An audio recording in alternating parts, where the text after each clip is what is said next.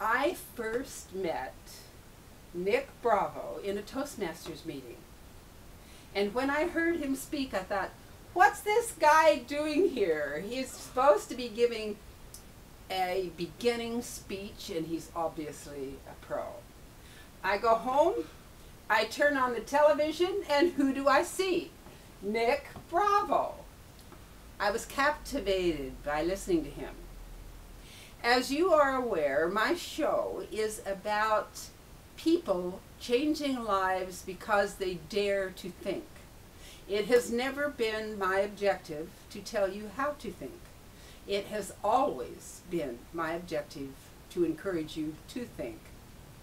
Nick does that with a neck-breaking, mind-boggling speed. Ladies and gentlemen, I'm delighted to present to you Nick Bravo. Thank you, Rebecca. I'm humbled by that introduction. Hope I can live up to it. I'm not worried. That's good. One of the things that I would like to talk about in regards to when I work on changing people's minds and enlightening them. I mean, any conversation in which you get new information is automatically going to change the person's mind if they're open to it. Now, a lot of people, unfortunately, in this society already have pretty rigid minds. You talk to most teenagers even, and their minds are incredibly rigid due to various cultural traits within education, government, pop culture, religion, etc., which I think is really unfortunate and kind of sad. I know when I was going to school, the teachers were constantly flabbergasted by me because I was always moving, always talking, always doing stuff. They did not like that. They were like, sit down, shut your mouth, and listen to what we say. And I just say, no, I'm questioning you. Sadly, we live in a culture now where most students are told to sit down, be quiet, don't do anything.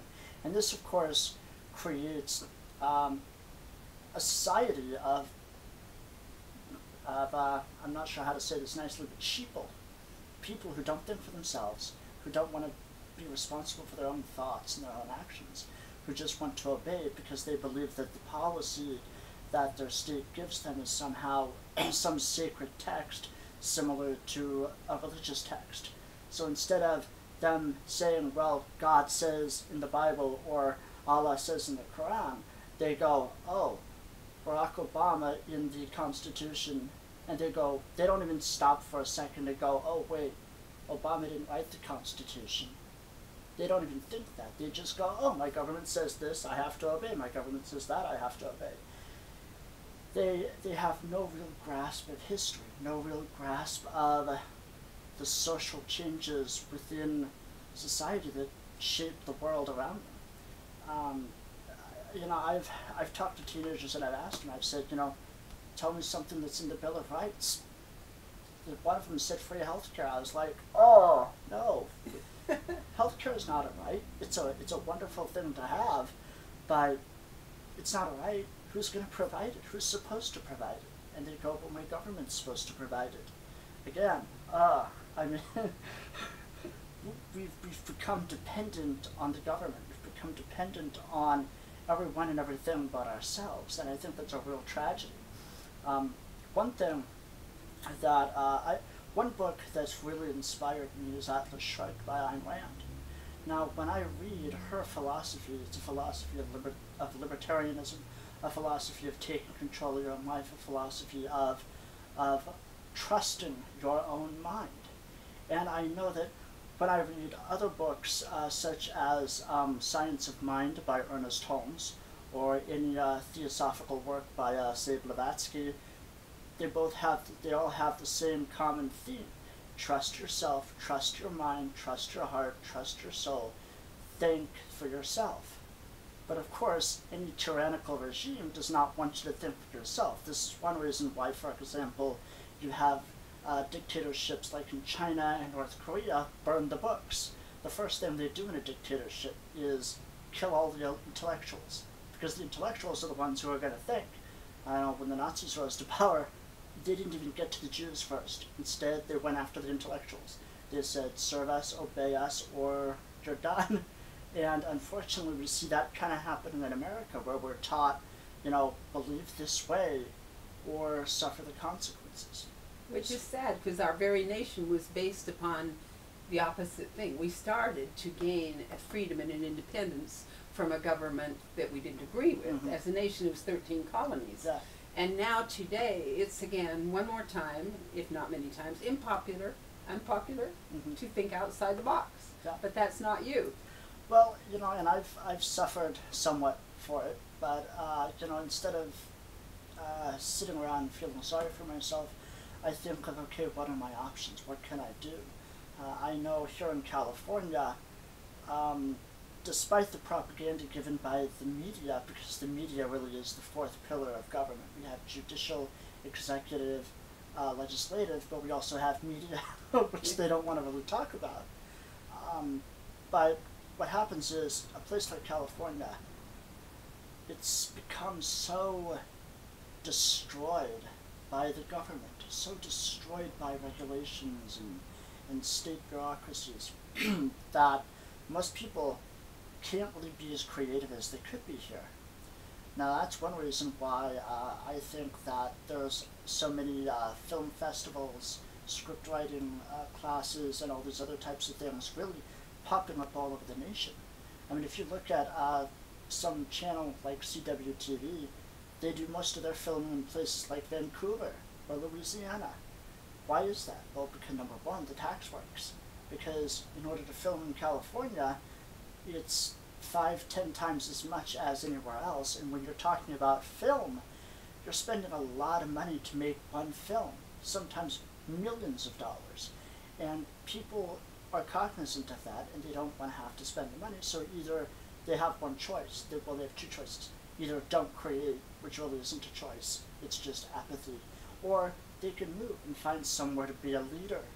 And that's another aspect of our society that I'm really kind of disturbed by. We have so many young men and women who are just obedient.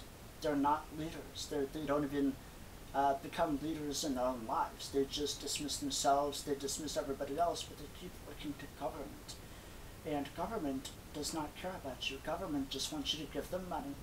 And then if you can't give anything to the government says, crawl off and die. That's not life. That's not a human existence. That's the existence of a house pet, of a slave. So it's like, me personally, I think that if people really want to learn how to be leaders, they should go to other parts of the nation and learn how to create. I mean, economically, California's done. We have the highest unemployment rate. We have the highest homelessness rate, besides that of New York. We have incredibly high taxes. We have carbon taxes. We have high gasoline taxes. We have so much government regulation that it's pretty much impossible to start a new business. So, I encourage people. I say, hey, why don't you just, move somewhere else where there's nothing and then create something from nothing? I mean, that's the activity of a god. Take something that's nothing, take the nothing, just a thought, just the thought. The thought is the spark in the mind. The thought is the light. It's that spark. And when that spark gets going, see, most people will sit there and tell you that the mind and the spirit are adversarial. They're not. They're complementary. Because the soul, the spirit, is the fuel. The mind is the engine. See, which is why the state, in order to keep you from being creative, to keep you being a docile little sheeple, it needs to kill your spirit as well as kill your mind. So what do? They tell you to obey, they feed you GMOs, they feed you fluoridated water, they put really horrible things in the vaccines, they have all these things to dumb down the mind, and then they sit there and they also deny the spirit. They also deny a person's inner power. Because when not trusting one part is bad enough, but when you don't trust your own mind and don't believe in your own spirit. Oh, are you suggesting perhaps we were born with the mind to use it? I think God said, okay, I'm going to give these dumb monkeys something so that I don't have to worry about them all the time. I'll give them a mind. Now see, if you look at the scriptures, the Council of Nicaea the purpose of that, when they threw out a whole bunch of scriptures added more, was they were trying to figure out, how do we get the population to obey the church? Oh, we know. We tell them that thinking and choice is bad. We tell them that they only have one life. We tell them if they don't obey it, they're going to burn in hell forever. We tell them all this nonsense. And then, of course, in the 1500s, you have the King James Bible, which is really big, especially in the Midwest and in certain parts of the world, where it's all about be an obedient slave. That's all it is. Now, see, I have a very controversial history with the church. I've actually been thrown out of charismatic churches for the thing that I'm about to say. What if Christ did not come to die on the cross for your sins? What if he came to show you how to become Christ? I can see why they threw you out. Exactly. That is such an incredibly profound statement, because the word Christ means anointed one. And I do have a bachelor's in religious studies from Humboldt State University, and I have studied. I mean, you've got a nice library here, but it pales in comparison to mine. I'll just, a little bit of bragging there, but still. When I started really questioning God, that's when I started getting the answers. Because if you start asking questions, you start looking for the answers come to you. Because the universe, God, whatever you want to call it, is very much about harmonic resonance. It's about sentient energy. So when you put something out there, it's going to come back to you. And even if you get something that you don't like, you can work with it and change it into something that you do like, or change it into something that you can work with. And of course, when you get new ideas, you're going to be told that you're crazy, you're bad, you're horrible, you're etc. I mean, I've been called every name in the book, and then some. But if you remember, all great minds have. There's a quote from Einstein. I'm not sure the exact, but it's genius has always been attacked by mediocre minds. That's probably not the exact quote, but it's along the same lines. Even if you look back in the 1500s, Copernicus went to the church and said, "Hey, guess what? The Earth revolves around the sun does not revolve around the Earth." They threw his butt in jail for that. They were going to bury him as far as they could. And I mean, the church and the government has always done this, because what they do is they want hierarchical established order, and they want everybody below them. Now, if you, as a divine spiritual being, can truly become a Christ, are you going to have necessarily anybody above you? No, you're going to have people who you cooperate with and work with, because we all have special talents and abilities and skills, and some of us are better at one thing than others. But it's on an equal footing to a great degree, where you have cooperation, not necessarily competition. Because when you have a hierarchical top-down approach, the top is always working to crush the bottom. But if you have cooperation, that means we benefit each other, and that's what's going to help our society grow and create and become better. I mean, we should have colonies on Mars by now. We should have Tesla technology-free energy. We should have all that.